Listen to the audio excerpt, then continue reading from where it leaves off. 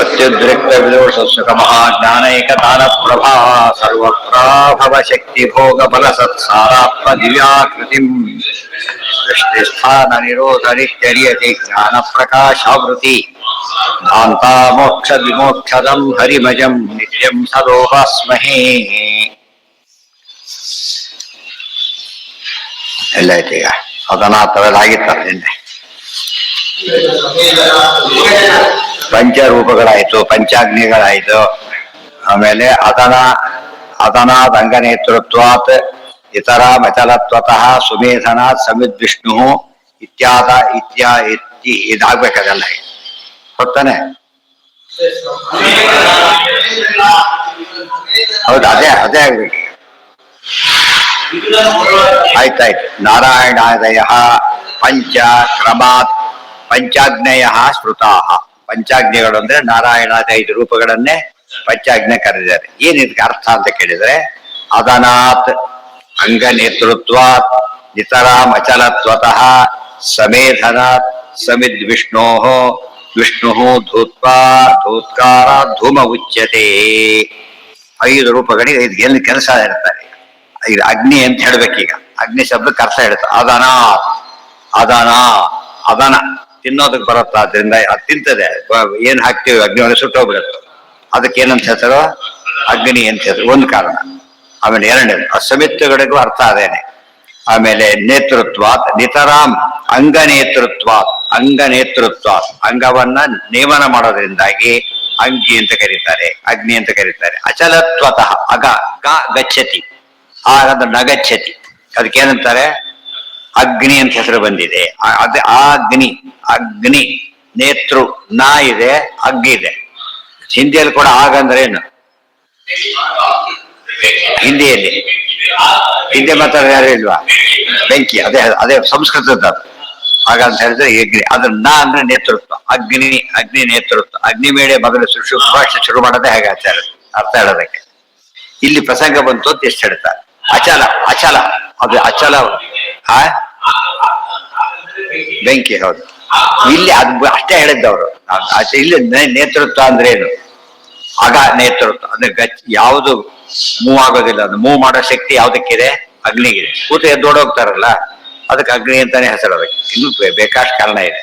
ಮತ್ತೆ ಅದು ಸುಡ್ತಾ ಏನ್ ಮಾಡುತ್ತ ಅದು ಕೆಳ ಬಿದ್ಬಿಟ್ಟು ಮತ್ತೆ ಅಲ್ಲಿ ಶುರುವಾಗಬೇಕು. ಮತ್ತೆ ಸೌದೆಗಳ ಹತ್ತಕ್ಕೆ ಶುರುವಾಗ ಸುಡ್ತಾ ಅದು ಮೂವ್ ಆಗುತ್ತೆ, ಬಿದ್ದು ಬಿಡುತ್ತೆ ಬೇಗ ಆ ಕಡೆ. ಅದೆಲ್ಲ ಅಗ್ನಿ ಶಕ್ತಿ. ಅದೆಷ್ಟು ಕೂಡ ಆ ಕಾರಣಕ್ಕೂ ಅಗ್ನಿ ಅಂತ ಕರೀತಾರೆ. ಅದನಾದ್ ಅಂಗನೇತೃತ್ವ ನಿತರಾಮಚಲತ್ವತಃ ಸಮೇಧನಾತ್ ಸಮಿತ್, ಅಷ್ಟು ಕೂಡ ಅಗ್ನಿ ಶಬ್ದ. ಆಮೇಲೆ ಸಮಿತ್ ಅಂತ ಕರೀತಾರೆ. ಸಮೇಧನಾತ್ ಅದನ್ನ ವೃದ್ಧಿ. ಅಗ್ನಿ ಸೌದಿ ಹಾಕಿದಷ್ಟು ಕೂಡ ವೃದ್ಧಿ ಆಗುತ್ತೆ. ಅದಕ್ಕೆ ಸಮಿತ್ ಅಂತ ಹೆಸರು. ಆಮೇಲೆ ಧೂತ್ಕಾರ ಧೂಮ ಉಚ್ಯತೆ. ಧೂಮ ಅಂತ ದೇವರಿಗೆ ಹೆಸರಿದೆ ನೋಡಿ. ಸರ್ವಶಬ್ದ ಸಮನ್ವಯ ಇವೆಲ್ಲ ಕೂಡ. ಧೂಮ ಅಂತ ಶಬ್ದ ವಿಷ್ಣುವಾಚಕ. ಯತ್ರ ಧೂಮ ತತ್ರ ಅಗ್ನಿ. ಗೊತ್ತಾಯ್ತಾ? ಅಲ್ಲಿ ಕೂಡ 2 ಭಗವದ್ ರೂಪ ಮಾಡ್ಬಿಟ್ರೆ ಬೋದು. ಎಲ್ಲ ಧ್ರುವ ರೂಪ ಪರಮಾತ್ಮ, ಅಗ್ನಿ ರೂಪ ಪರಮಾತ್ಮ ಇರ್ತಾನೆ ಅಷ್ಟೇ. ಅದರಿಂದ ಧೂತ್ ಅಂತ ಹೇಳಿ ಅನ್ಸೋದ್ರಿಂದ ಅದಕ್ಕೆ ಧೂಮ ಅಂತ ಕರೀತಾರೆ. ಅರಂಚಿತತ್ವ ವಿಶೇಷವಾಗಿ ದೋಷಗಳಿಂದ ನಾಶ ಮಾಡೋದ್ರಿಂದಾಗೇನೆ ಅರ್ಚಿ ಅಂತ ಕರೀತಾರೆ. ಸುಟ್ಟು ಬಿಟ್ಟರೆ ಎಷ್ಟೋ ದೋಷ ಪರಿಹಾರ ಆಗುತ್ತೆ. ಬಂಗಾರ ಶುದ್ಧಿ ಮಾಡೋಕಾರ ಫಸ್ಟ್ ಏನ್ ಮಾಡ್ತಾರೆ? ಅದನ್ನ ಮೆಲ್ಟ್ ಮಾಡ್ಬಿಟ್ಟು ಆಮೇಲೆ ತೆಗೆದು ಶುದ್ಧ ಅಂಗ ತೆಗಿತಾರೆ. ಅದು ನಮ್ಮದೇ ತೋರಿಸ್ತಾರೆ. ಕುತ್ಕೊಂಡು ನೋಡಿದ್ರೆ ಎಷ್ಟು ದೋಷ ಇತ್ತು ಅಂತ ತೋರಿಸ್ತಾರೆ.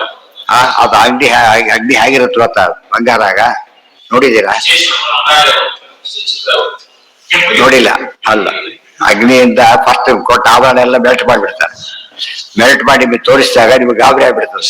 ಹೇಗಿಷ್ಟ ಗೊತ್ತಾ? ಅದು ಟೀ ಪುಡಿ ಇದ್ದಾಗಿರ್ತದೆ ಅಷ್ಟೇ. ಕೊಟ್ಟ ಬಂಗಾರ ಹೋಯ್ತು ಅಂತೇಳಿ ಅದಕ್ಕೆ ಆಮೇಲೆ ಮಿಕ್ಸ್ ಮಾಡ್ತಾರೆ. ರಾಜದ್ರವ ಅಂತ ಕರೀತಾರೆ. ಮಿಕ್ಸ್ ಮಾಡಿದ ತಕ್ಷಣ ಫಸ್ಟ್ ಬಂಗಾರ. ಅದು ಎಷ್ಟು ಪ್ರೋಸೆಸ್ ಅದು. ಇಲ್ಲ ಅಷ್ಟೇದಲ್ಲಿ ಬಿಟ್ಬಿಟ್ರೆ ಸುಟ್ಟು ಬಿಸಾಕ್ಬಿಡ್ತಿದ್ದೆ ಅಷ್ಟೇ. ಅದೇ ಅವಾಗೇನ ಉಳಿದೆಲ್ಲ ಹೋಗ್ಬಿಡೋದು. ಉಳಿದೆಲ್ಲ ಇದಾಗೋದಿಲ್ಲ. ಅದಿಷ್ಟು ಕೊಳಕ್ ಹೋಗ್ಬಿಡುತ್ತೆ. ಹಾಗೆ ಇದು ಒಳ್ಳೆ ಒಂದೊಂದು ಕ್ಲೀನ್ ಮಾಡೋ ಪ್ರೋಸೆಸ್ ಇಲ್ವಾ ಇವತ್ತು? ಕಿತ್ತಾಡಿಗೆ ಒಂದು ಹೇಗಿದೆ ಹಾಗೆ ಚೂರ್ಣ ಹಾಕಿ ಶುದ್ಧ ಮಾಡ್ತಾರೆ. ಸುವರ್ಣ ಬದ್ಲು ಏನ್ ಮಾಡಿದ್ದಾರೆ ಅವರೀಗ? ಆಭರಣ ಮಾಡ್ಬೇಕಾದ್ರೆ ಸೇರಿಸ್ಬಿಟ್ಟಿರ್ತಾರೆ. ನೀವು ಚೊಕ್ಕ ಚಿನ್ನ ಬೇಕು ಅಂತ ತಿಳ್ಕೊಳ್ಳಿ, ಇಷ್ಟು ಆಭರಣ ಕೊಡ್ತೀರಿ. ಇದೆಲ್ಲ ಮೆಲ್ಟ್ ಮಾಡಿಬಿಟ್ಟು ಶುದ್ಧ ಚಿನ್ನದ ಕೊಡ್ತಾರೆ. ಅದು ವೇಸ್ಟೇಜ್ ಹೋಗ್ಬಿಟ್ಟು ಅದಿಷ್ಟು ವೇಸ್ಟೇಜ್ ಅಂತ ಕರೆ, ಅದಕ್ಕೆ ವೇಸ್ಟೇಜ್ ಅಂತ ಕರೆಯೋದು. ಇದಿಷ್ಟು ಕೂಡ ಇದು ಅದು ವೇಸ್ಟೇಜ್ ಅಂದ್ರೆ ಏನು, ಇದಕ್ಕೆ ಬೇಕು ಸಿಂಹ ಮಾಡಬೇಕು, ಗಣೇಶನ್ ಮಾಡಬೇಕು, ಅಷ್ಟೇ ನೀವು ಇಟ್ಕೊಳಕ್ಕಾಗತ್ತಾ ನಿಮ್ ಕೈಲಿ? ಆಗ ಸ್ವಲ್ಪ ಮಣ್ಣು ಉಳಿದೇ ಹೊಡಿಯುತ್ತೆ, ಗೊತ್ತಾಯ್ತಾ? ಬಟ್ ಮಣ್ಣು ತಾನೇ ಅದು, ಅದನ್ನ ಬಿಸಾಕ್ತೇವೆ. ಬಂಗಾರ ಹಾಗಲ್ಲ, ಅದಕ್ಕೆ ವ್ಯಾಲ್ಯೂ ಇರೋದ್ರಿಂದ ಏನ್ ಬರ್ತದೆ, ಈಗ ಆ ದುಡ್ಡು ಕೊಡ್ಬೇಕು. ಅಷ್ಟು ವೇಸ್ಟ್ ಆಗಿದೆ ಈಗ, ವೇಸ್ಟ್ ಮಾಡದೆ ಮಾಡ್ಲಕ್ ಬರೋದಿಲ್ಲ. ಬಂಗಾರ ಮಾಡಬೇಕು ಅಲ್ಲೇ. ಹಾ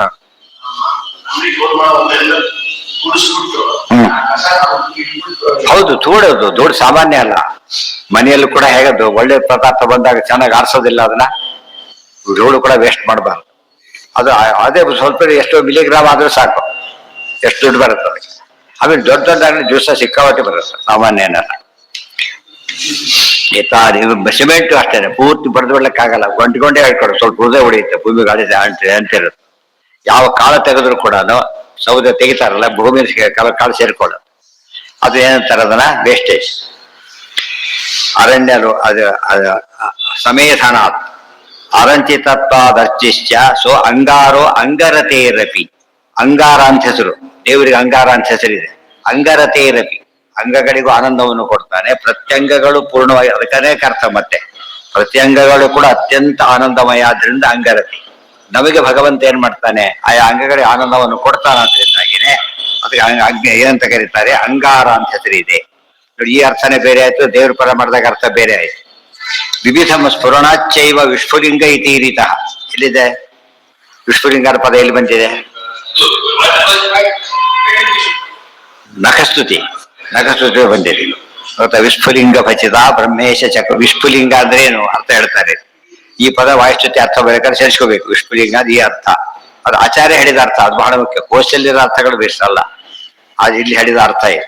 ವಿವಿಧ ಸ್ಫುರಣಾಚೆ ಹೇಗೆ ಬರುತ್ತೆ, ಕಿಡಿ ಚಟಗಿ ಬರ್ತಾ ಇರುತ್ತೆ, ವಿವಿಧ ಬಗೆಯಾಗಿ ಬರ್ತಾ ಇರ್ತದೆ. ಒಂದು ಯೂನಿಫಾರ್ಮಿಟಿ ಅಂತ ಇರಲ್ಲ, ಅದಕ್ಕೇನಂತ ಕರೀತಾರೆ ಅದನ್ನ? ವಿಸ್ಫುಲಿಂಗ. ವಿವಿಧತೆಯ ಸ್ಫುರಣವಾಗೋದು, ಅದು ವಿಸ್ಫುಲಿಂಗ. ಇತೀರಿತ ಪುನರ್ ನಾರಾಯಣಾಧ್ಯಾತ್ಮ ಪ್ರತ್ಯೇಕಂ ಪಂಚರೂಪವ. ಈಗ 5 ರೂಪಗಳಲ್ಲಿ 5 ಶಕ್ತಿನ ತೋರಿಸ್ತಾನೆ ಪರಮಾತ್ಮ ಅಂತ ಅರ್ಥ. ಪಂಚರೂಪಗಳ ಪರ್ಪಸ್ ಏನು ಅಂದ್ರೆ ಒಂದೊಂದು ಭಾಗ ಕಾಣಿಸ್ತಾ ಹೋಗ್ತದೆ. ನಾವು ಬರೀ ಅನ್ನ ಅಂತ ಕರಿತೇವೆ ಅಷ್ಟೇ. ಇವರೆಲ್ಲ ಏನ್ ಮಾಡ್ತಾರೆ, ವಿಟಮಿನ್ಸ್ ಅಂತ ಕರೀತಾರೆ, ಗೊತ್ತಾಯ್ತಾ? ನಮ್ಮ ಮೊಸರುಗೆ ಮೊಸರು ಅಂತ ಹೇಳ್ತೀವಿ, ಅವ್ರಿಗೆ ಕ್ಯಾಲ್ಸಿಯಂ ಅವ್ರ ಪ್ರಕಾರ. ಇದು ಕ್ಯಾಲ್ಸಿಯಂ ಕಮ್ಮಿ ಇದೆ, ಅದು ಕಮ್ಮಿ ಇದೆ, ವಿಟಮಿನ್ ಕಮ್ಮಿ ಇದೆ, ಹೇಳಕ್ ಶುರು ಮಾಡ್ಬಿಡ್ತಾರೆ. ಇಲ್ಲಿ ಹಾಗಲ್ಲ, ನಾರಾಯಣ ರೂಪ, ಇವೆಲ್ಲ ರೂಪಗಳು ಚಿಂತನೆ ಮಾಡೋದು. ಅದು ರೂಪ ಚಿಂತನೆ ಮಾಡಿದಾಗ ಅದು ಅಧ್ಯಾತ್ಮ. ಯಾಕೆ? ಅದು ಅಲ್ಟಿಮೇಟ್. ಅದು ಜಡ ಪದಾರ್ಥದ ಅಲ್ಟಿಮೇಟ್ ಅಲ್ಲದು. ಏನಲ್ಲ, ಅದಕ್ಕೆ ಸ್ವಾತಂತ್ರ್ಯ ಇಲ್ಲ, ಸ್ವತಂತ್ರ ಮೂವ್ಮೆಂಟೇ ಇಲ್ಲ. ಆದ್ರೆ ವಾಸುದೇವನ ಧ್ಯಾನ ಮಾಡೋದ್ರಿಂದ ಅದೆಲ್ಲ ಜ್ಞಾನಿಗಳಿಗೆ ಅರ್ಥ ಅನುಸಂಧಾನ ಆಗಿರ್ತದೆ. ವಾಸುದೇವರು ಪರ್ವ ಅನ್ನದಲ್ಲಿರ್ತಾರೆ. ವಾಸುದೇವ ಅಂತ ಧ್ಯಾನ ಮಾಡ್ತಾ ಹೊರಟ್ರೆ ಹೊಟ್ಟೆ ತುಂಬ ಬಿಡ್ತದೆ ಅವ್ರಿಗೆ. ಯಾಕೆ? ಡೈರೆಕ್ಟ್ 3 ರೂಪಾಯಿ ಚಿಂತೆ ಮಾಡ್ತೀವಿ. ಜ್ಯೂಸ್ ಕುಡಿದ್ರೆ ಹಣ್ಣು ತಿಂದಾಗ ಆಗ್ಲಿಲ್ವಾ? ಸಿಪ್ಪೆ ಸಮೇತ ಏನ್ ಬಂದಿಲ್ಲ ಅದರೊಳಗೆ. ಆ ಜ್ಯೂಸ್ ಎಲ್ಲಾ ಸಾರ ಹೇಗಿರ್ತದೋ ಆ ಲೆವೆಲ್ಗೆ ಹೋಗ್ಬೇಕು ಇವರು ಫಸ್ಟ್. ಗೊತ್ತಾಯ್ತಿಲ್ಲ? ಅದೇ ವಾಸುದೇವ ಅಂದ್ರೆ ಅದು ಗೊತ್ತಿರೋದಿಲ್ಲ ಫಸ್ಟ್. ಅದೆಲ್ಲ ಗೊತ್ತಿದ್ರೆ ಏನಾಗುತ್ತಾಗ ಇವ್ರಿಗೆ ಬೇಕಾಗಿಲ್ಲ, ಆಹಾರ ಬೇಕಾಗೋದೇ ಇಲ್ಲ ಅವ್ರಿಗೆ. ಯಾಕೆಂದ್ರೆ ಇಲ್ಲೇ ಫಿಲಪ್ ಮಾಡ್ಕೊಬಿಡ್ತಾರೆ. ಹಾಗೆ ಅರ್ಥ ಆಯ್ತಾ? ನಾವು ಫೋನ್ ಮಾಡಿ ಕೆಲಸ ಆಗೋದಾದ್ರೆ ಯಾಕೆ ಹೋಗ್ಬೇಕು ನಾವೀಗ? ಯಾರು ಫೋನ್ ಮಾಡಿದ್ರೆ ಕೆಲಸ ಆಗುತ್ತಾ? ಮತ್ತೆ ಫೋನ್ ಇಡು ಅಂತ ಹೇಳ್ತಾರೆ, ಹಾಗೆಲ್ಲ ಕೊಡೋದೇ ಇಲ್ಲ ಫೋನ್. ಅದಕ್ಕೆ ಅರ್ಹತೆ ಬಂದಿರ್ಬೇಕು. ಮತ್ತು ಮಾತಾಡಿರ್ತಾರೆ, ಆಮೇಲೆ ಇವೆಲ್ಲ ಬರ್ತೀನಿ, ಫೋನ್ ಮಾಡಿ ಹೇಳ್ತೀನಿ ಅಂತ. ಅವಾಗ ಎಲಿಜಿಬಲ್, ಅಲೋ ಮಾಡ್ತಿಲ್ಲ, ಅಲೋ ಮಾಡೋದು. ದೊಡ್ಡವ್ರ ಹತ್ರ ಮಾತಾಡ್ಬೇಕಾದ್ರೆ ಹಾಗಾದ್ರೆ ಮಾತಾಡಕ್ ಬರೋದಿಲ್ಲ. ಏನಿರ್ಬೇಕದು ಅರ್ಬೇಕು. ಇದೆಲ್ಲ ತಿಳ್ಕೊಂಡ್ರೆ ಉಪಾಸನೆಯ ಫಲ ಏನು ಅಂತ ಗೊತ್ತಾಗುತ್ತೆ. ಅದು ಮುಕ್ತರಲ್ಲ, ಅದ್ಕೋತರ ಕೆಲಸ ಆಗುತ್ತೆ ಅಂತ ಹೇಳೋದಿಲ್ಲ. ಯಾಕೆ? ಆ ಲೆವೆಲ್ ರೀಚ್ ಆಗಿದ್ದಾರೆ ಈಗಾಗ್ಲೇ ಅವ್ರು, ಉಳಿದಂತೆ ಆಗೋದಿಲ್ಲ. ಊಟಕ್ಕೆ ಕೂತಾಗ ಅದು ತೊಗೊಂಡ್ಬಿಡ್ತಾರೆ. ಒಂದು ಅಡಿಗೆ ನೆಟ್ಟಿಲ್ಲ ಹಾಕೋದು, ಎಲ್ಲಿ ಹಾಕ್ತಾರೆ? ಏನ್ ಇಲ್ಲಿ ಹಾಗೇ ಇಲ್ಲ. ಅದು ಆ ಸ್ಟೇಜ್, ಅದು ಮುಕ್ತಿ ಸ್ಟೇಜ್ ಅಂದ್ರೆ ಏನು?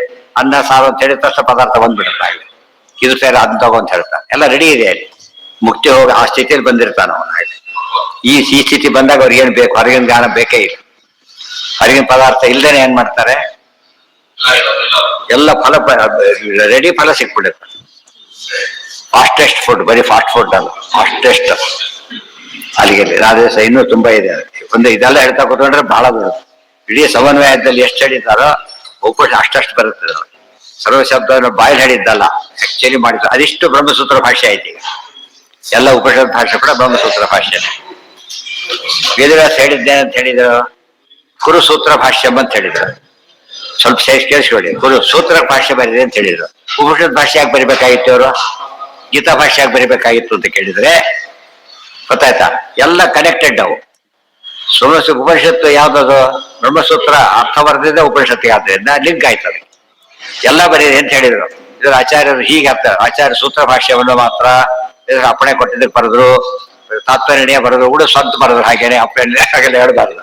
ಅಡಿಗೆ ಮಾಡೋರು ಎಲ್ಲ ಮಾಡೋದು ಅರ್ಥ ತಾನೆ. ಅನ್ನ ಮಾಡೋದ್ರೆ ಅನ್ನ ಅಷ್ಟೇ, ಅಡಿಗೆ ಮಾಡೋದ್ರೆ ಅಲ್ಲ. ಏನ್ ಮಾಡ್ಬೇಕು? ಸೂತ್ರ ಭಾಷ್ಯ, ಸೂತ್ರಕ್ಕೆ ಏನೇನ್ ಬೇಕು ಅರ್ಥ ಅದಿಷ್ಟು ಮಾಡಿ ಅಂತ. ದಶ ಪ್ರಕರಣದ ಸೂತ್ರ ಭಾಷ್ಯನೇ. ಅರ್ಥ ಆಯ್ತಾ?